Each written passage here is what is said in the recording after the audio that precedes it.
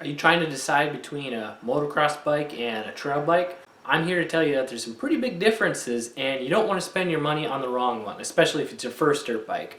I've spent a lot of time over the years riding both kinds of bikes, and I want to show you the biggest advantages or disadvantages to each bike and which one will be best for you.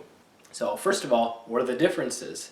Well, a trail bike is one that has plush suspension. The engine is lower performance generally. It has smooth power, good bottom end power, so it's easy to ride, easy to control. The plush soft suspension makes it more comfortable because you're going to be riding slower, whether you're a beginner or you're just riding on the trails. You want to be able to soak up the smaller bumps because you're not jumping with it. So why would you want, sorry, I just got distracted.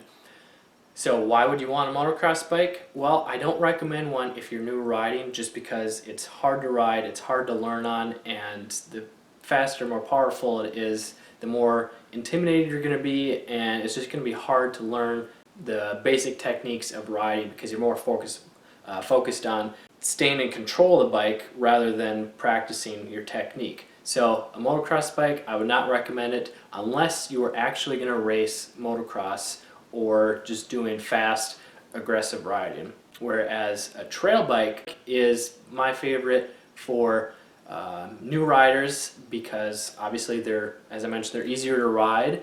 They're generally cheaper, at least like a 4-stroke air-cooled bike like a Honda XR200 or CRF 150F, or like a Yamaha TTR 230. They're air-cooled 4-stroke, reliable, simple, and they're low on power. They're super easy to ride. The seat height is a little bit lower, so that builds your confidence quicker, because the motocross bikes, they have seat heights that are like 39 inches tall, and I can't touch the ground unless I sit off to the side, whereas a trail bike, about 35-inch tall seat height, I can actually put a foot down without feeling like I'm going to tip over. So if you're new to riding, or if you're mainly riding trails, definitely get a trail bike.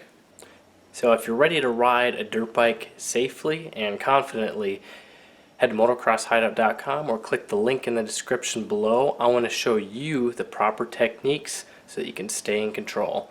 This is Kelly. Learn more, ride more.